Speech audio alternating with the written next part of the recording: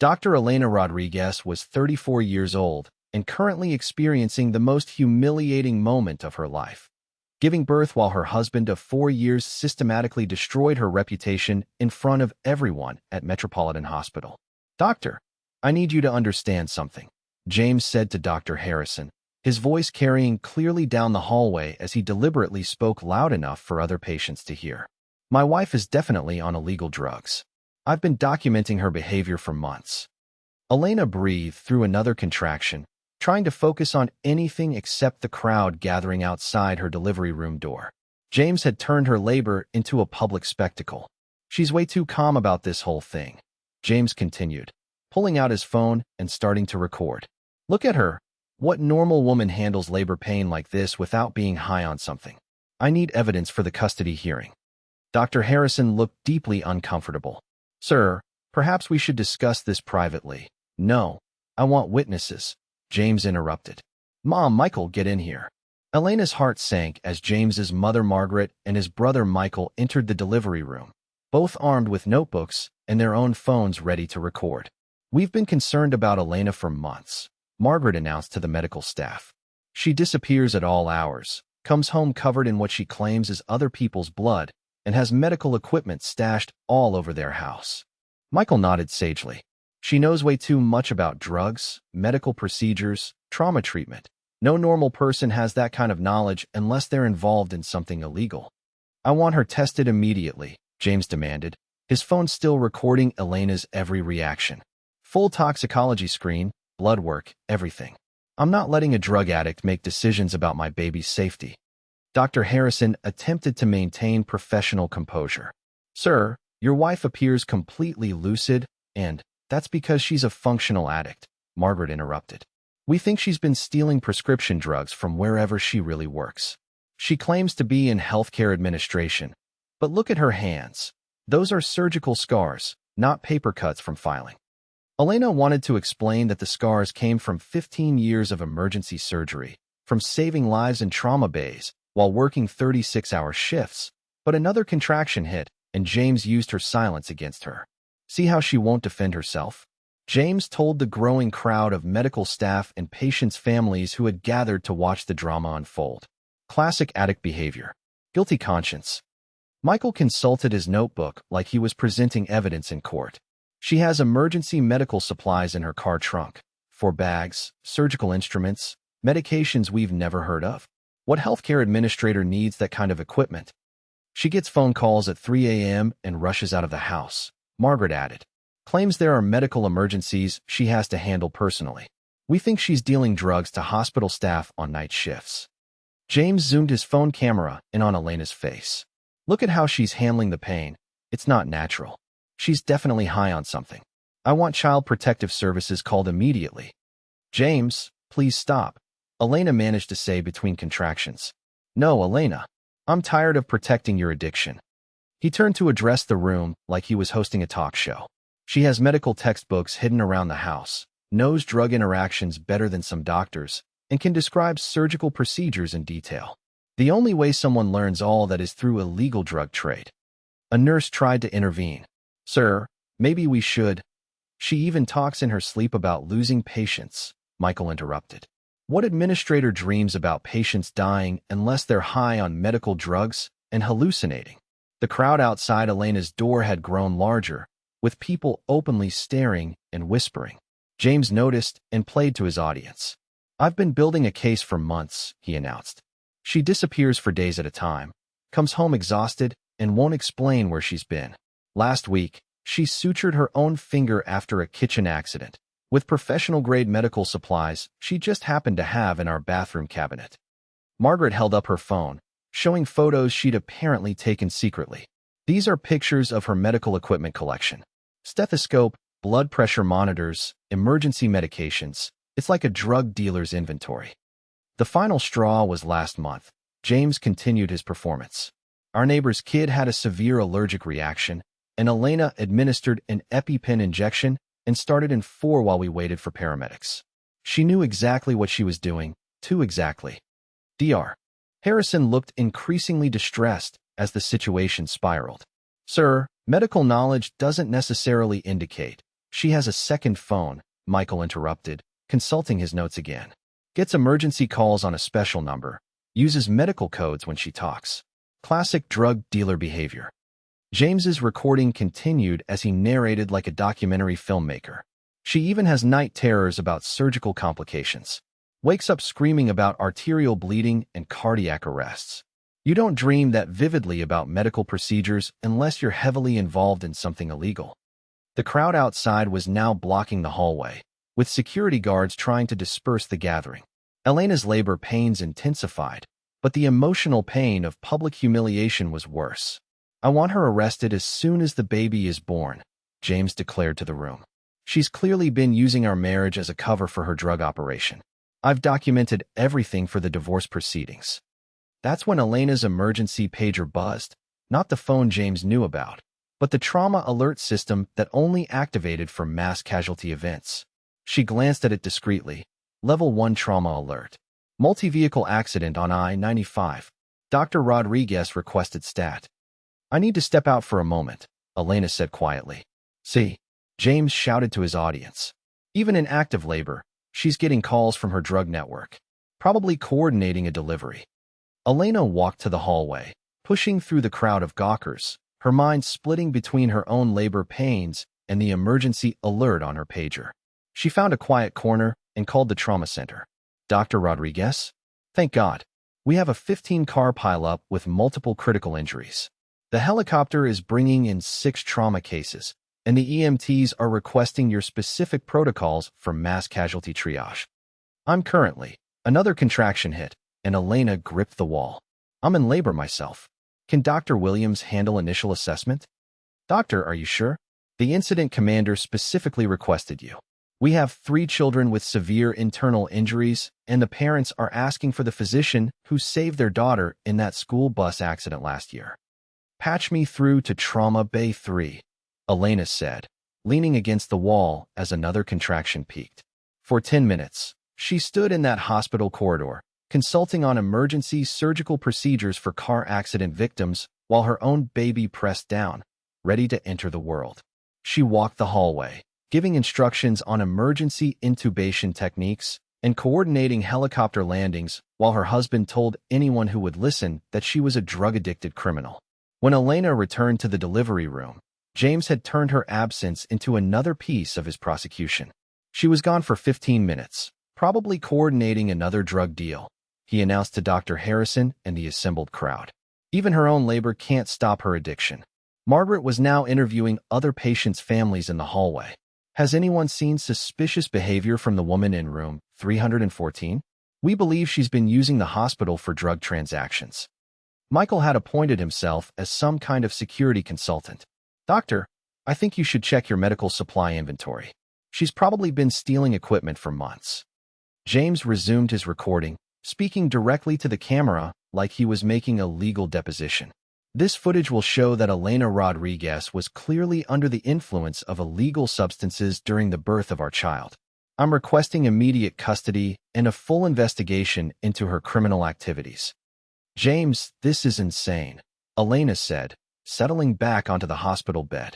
What's insane is how you think you can keep lying to me. James shot back, his voice rising for the crowd's benefit.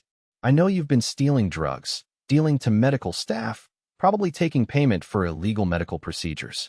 The evidence is overwhelming. That's when the delivery room door burst open with enough force to silence James mid-sentence. Dr. Elizabeth Thompson, chief of staff at Metropolitan Hospital, strode in wearing scrubs still stained with blood, her face flushed with urgency and barely controlled panic. Where is Dr. Elena Rodriguez? She demanded, scanning the room frantically. We have a critical situation in Trauma Bay 1. Senator Richardson's wife is dying from multiple organ failure after a head-on collision, and the family is demanding our head of emergency medicine personally take over her care. The silence that followed was so complete Elena could hear her own heartbeat on the fetal monitor. James's phone slipped from his suddenly nerveless fingers. Dr. Rodriguez? Margaret whispered, the color draining from her face. Dr. Thompson continued, oblivious to the family drama she'd just detonated. Doctor, I know you're officially on maternity leave as of today, but we have the most complex trauma case of the year. The patient has internal bleeding, potential brain trauma, and cardiac complications, the exact combination you handled during the chemical plant explosion. She checked her watch, clearly fighting panic. The trauma team is requesting your new protocols for multi-system organ failure, and the patient's husband, Senator Richardson, specifically asked for the physician who saved his son during that highway pileup last year. Dr. Harrison stared at Elena like he was seeing a ghost. You're Dr. Elena Rodriguez? The emergency medicine physician who handled the downtown disaster? Also, Dr. Thompson added, consulting her phone frantically, the medical board's decision came through an hour ago. Congratulations, you've been appointed as the youngest chief of emergency medicine in the hospital's 150-year history. James was shaking his head in complete denial, his mouth opening and closing without sound. Dr. Thompson finally noticed the delivery in progress and the crowd of people staring at her in shock. Elena, why didn't anyone notify me that you were here as a patient? We should have our absolute best obstetrics team managing your delivery. Another hospital staff member appeared at the door. Dr. Rodriguez? The mayor's office called about scheduling your commendation ceremony. Something about the Medal of Valor for your work during the subway bombing? The crowd outside Elena's door had gone from curious gossip seekers to stunned witnesses of James's complete humiliation. Dr. Thompson looked around the room, taking in James's still-recording phone, the notebooks full of accusations, and the family members who had been loudly proclaiming Elena's criminal activities. I'm sorry, she said, her voice taking on a dangerous edge. Did I walk into some kind of intervention? Because Dr. Rodriguez is one of the most decorated emergency physicians in the state. Another contraction hit, and Elena managed it with the same clinical precision that had kept her calm during 15 years of trauma surgery, the composure that James had used as evidence of drug addiction. Dr. Thompson, Elena said between breaths, I'll consult remotely on Senator Richardson's case if possible, but I'm somewhat occupied at the moment. That's when Dr. Thompson fully processed the situation. She looked at James, who was still holding his phone like it might somehow undo what had just happened. Are you the husband who's been accusing Dr. Rodriguez of drug addiction? Her voice could have frozen helium. She. James stammered. Because if you are, then you've just spent the last several hours publicly defaming the physician who saved 47 lives during the downtown office building collapse, developed the trauma protocols that have reduced our emergency mortality rate by 40%, and holds 3 patents on life-saving medical devices. Dr. Harrison stepped forward, his professional demeanor completely transformed. Dr. Rodriguez, I apologize. I had no idea we had such a distinguished colleague as a patient. Your research on emergency surgical techniques is literally taught in medical schools. The nursing staff, who had been treating Elena like any other patient, suddenly shifted into the respectful efficiency reserved for senior physicians. Patricia, get Dr. Rodriguez our best anesthesiologist, Dr. Harrison instructed. And contact obstetrics. I want Dr. Williams and the high-risk delivery team in here immediately. James found his voice, though it cracked like a teenager's. But she said she worked in healthcare administration. Dr. Thompson turned to face James with the look she usually reserved for incompetent residents. Dr. Rodriguez is head of emergency medicine, chief of trauma surgery, and the physician responsible for developing the disaster response protocols used by hospitals across 3 states. Another staff member appeared. Dr. Rodriguez, the trauma team wanted me to tell you that your protocols worked perfectly on the Richardson case. Dr. Williams was able to stabilize her using your multi-system approach. Michael, who had been so confident in his accusations an hour earlier, was now consulting his notebook with shaking hands. But the medical equipment in her car, emergency surgical supplies for field trauma, Dr. Thompson explained with barely restrained contempt. Dr. Rodriguez is certified for emergency roadside surgery and has saved dozens of lives at accident scenes. Margaret tried one desperate defense: the late-night emergency calls. Mass casualty events don't schedule themselves around business hours, Dr. Thompson snapped. Dr. Rodriguez has responded to every major emergency in this city for the past 5 years. Elena's phone buzzed with a text. Dr.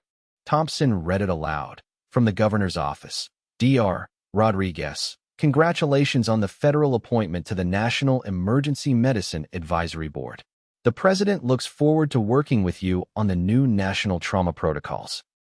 James was staring at the phone screen like it contained alien hieroglyphics. James, Elena said gently, as another contraction built. Those suspicious medical textbooks in our house. I wrote 3 of them. The surgical instruments you thought I'd stolen? They're custom-designed tools I invented and patented. Dr. Thompson checked her own phone. Dr. Rodriguez, I hate to interrupt, but the Richardson family wants to thank you personally. The senator's wife is going to make a full recovery because of your protocols. The nightmares about losing patients.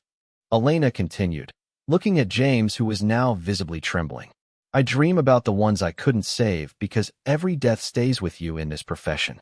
Last month alone, I lost 2 teenagers in car accidents despite doing everything medically possible. A new voice joined the conversation as Dr. James Williams, head of trauma surgery, entered the room. Elena, congratulations on the federal appointment. He noticed the delivery setup and grinned. Why didn't anyone tell me you were here? We should be documenting this for the medical journal. Emergency medicine chief delivers own baby. He looked around the room, taking in the shell-shocked faces. Did I miss something? Dr. Thompson's voice was arctic. Dr. Rodriguez's husband has been accusing her of being a drug dealer. Dr. Williams blinked in confusion, then burst out laughing. Elena? The woman who saved more lives than anyone in the state? The physician who hasn't taken a sick day in 5 years because she's too dedicated to her patients? James tried one last desperate defense, but she kept it all secret. Because, Elena said, pushing through another contraction, when you spend your days watching people die despite your best efforts, when you make life or death decisions every hour, when you carry the weight of knowing that one mistake could cost someone their life, sometimes you need a home where you can just be a wife, not a doctor. Dr. Thompson's phone rang. She answered it, putting it on speaker. This is Chief Thompson. Dr. Thompson, this is the White House medical team. We're trying to reach Dr. Elena Rodriguez about her appointment to the President's Emergency Response Task Force. The voice continued. Also, could you please pass along congratulations on her selection as this year's recipient of the National Medal for Medical Excellence? James's legs finally gave out. He collapsed into the bedside chair, his phone clattering to the floor. That's when Elena's water broke. All right, Dr. Rodriguez, Dr. Harrison said, his demeanor now reflecting the respect due to a colleague. Let's deliver your baby. As Elena's labor intensified, the room filled with the hospital's top medical team, all eager to assist with the delivery of one of their most respected colleagues. Dr. Rodriguez, Dr. Williams said as he prepared to assist. I have to ask, how does it feel to be delivering your own baby after bringing thousands of others into the world? Before Elena could answer, her phone rang again. This time, Dr. Thompson answered it. This is Dr. Thompson, answering for Dr. Rodriguez, who is currently in labor. Yes, she'll be honored to accept the appointment as Surgeon General when she returns from maternity leave. No, she hasn't been informed yet. We wanted to wait until after the delivery. She hung up and looked at Elena with something approaching awe. Elena, the President wants to nominate you for Surgeon General of the United States. James made a sound like air escaping from a punctured tire. As Elena pushed their baby into the world, she caught glimpses of James's face. The man who had spent hours trying to convince everyone she was a criminal mastermind was now learning that his wife had been selected for one of the highest medical positions in the country.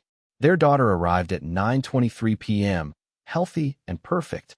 Dr. Rodriguez, Dr. Harrison said, placing their baby on Elena's chest. Congratulations on successfully delivering the future child of America's next Surgeon General.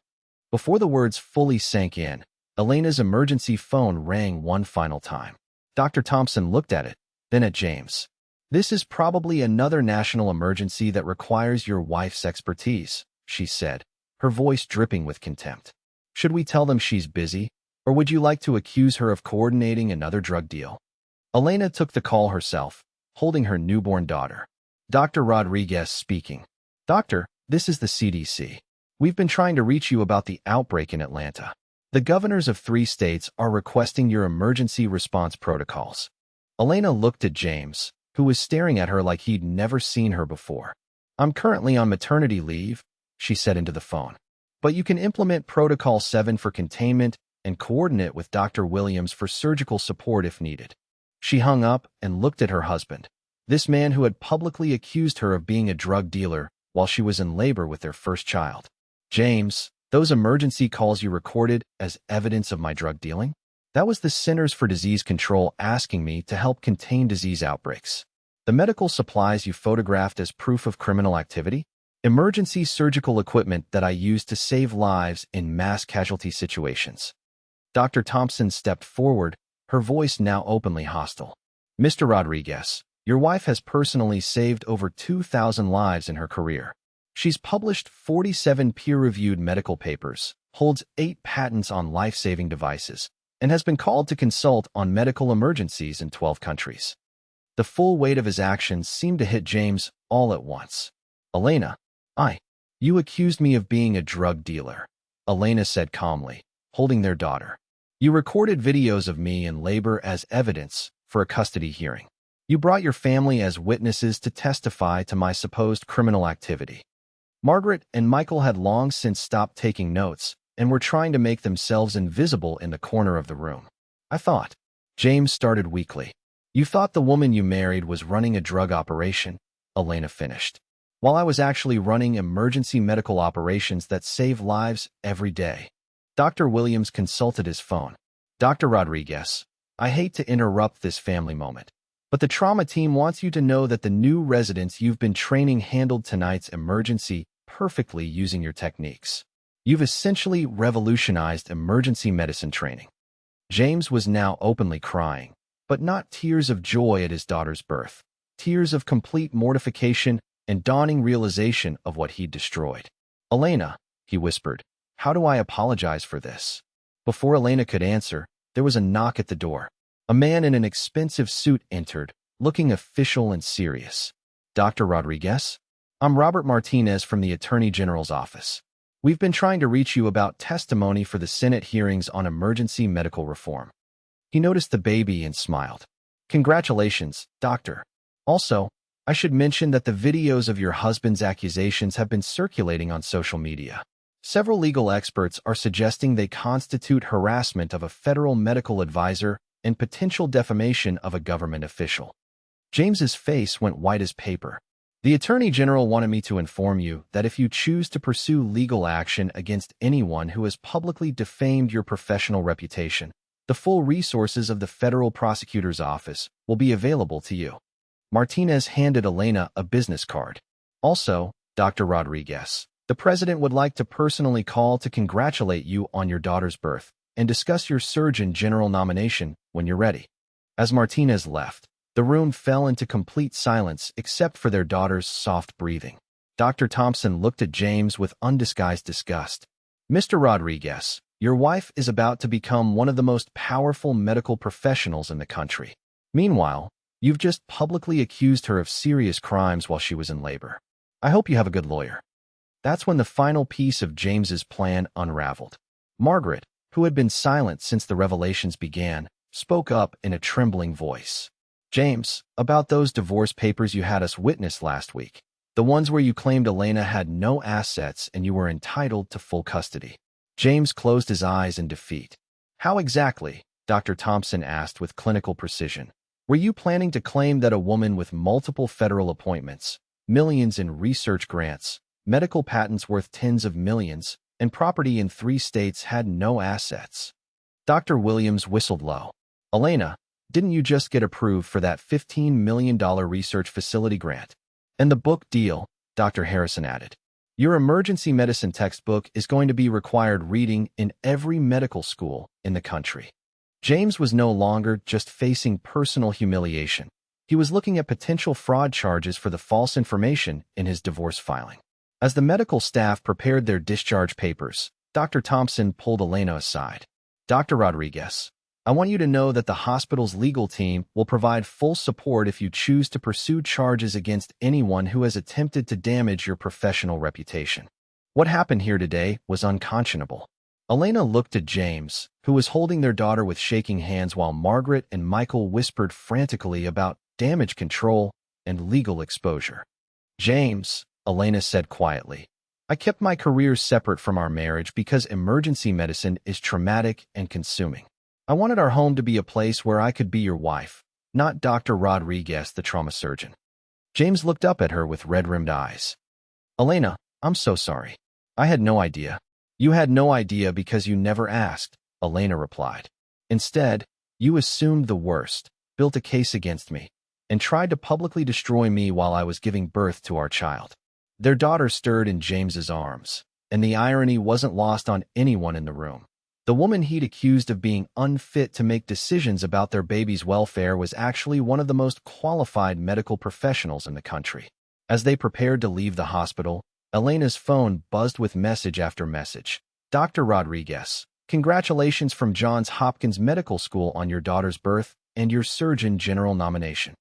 Elena, this is Dr. Williams from the Mayo Clinic. We'd like to discuss your new research position.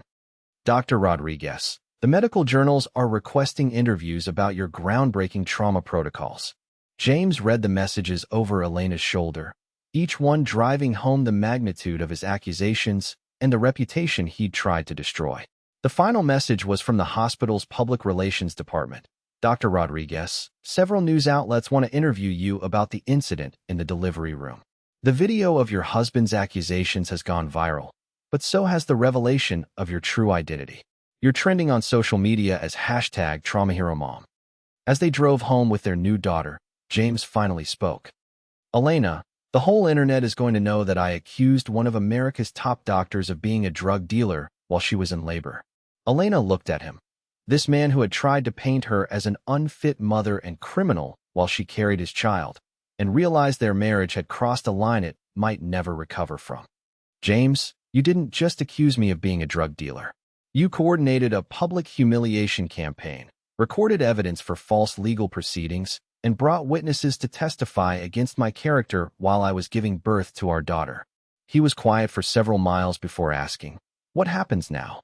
Elena looked at their sleeping baby, then at the man who had tried to destroy everything she'd built over 15 years of saving lives. Now you live with the consequences of trying to tear down someone you clearly never knew, she said. And I get back to saving lives, raising our daughter, and serving as Surgeon General of the United States. The woman James had tried to brand as a drug-addicted failure was about to become one of the most powerful medical voices in the country. The mother he'd claimed was unfit to make decisions about their baby was going to be making healthcare decisions for 330 million Americans. Justice, it seemed, sometimes came in the form of truth being revealed at exactly the right moment, in front of exactly the right people, by exactly the right person walking through the door. Tomorrow, Elena would return to saving lives in trauma bays across the country. Next month, she'd be sworn in as Surgeon General. But tonight, she was just Elena Rodriguez, driving home from the hospital where she'd given birth while her husband tried to convince everyone she was a criminal, only to discover that the woman he'd married was actually a national medical treasure. The little girl who used to dream of being a doctor had grown up to become one of the most respected physicians in America. The woman James thought he could destroy had actually spent her career building something he could never tear down, a reputation built on saving lives, one patient at a time.